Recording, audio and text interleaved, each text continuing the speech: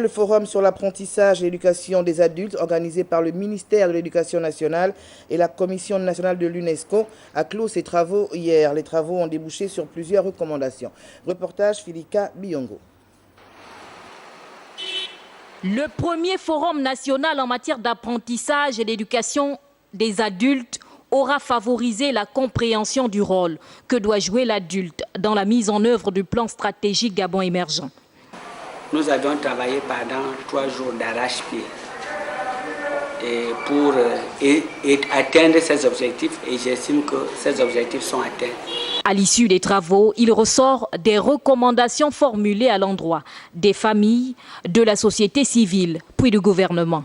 Lesquelles suggestions sont de nature à booster le secteur.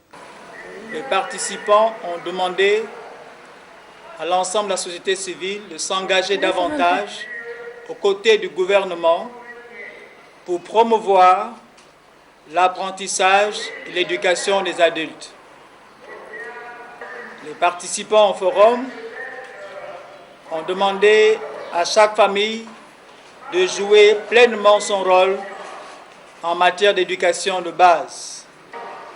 Les participants ont également demandé la mobilisation des ressources financières nécessaires pour la mise en exécution des actes du forum.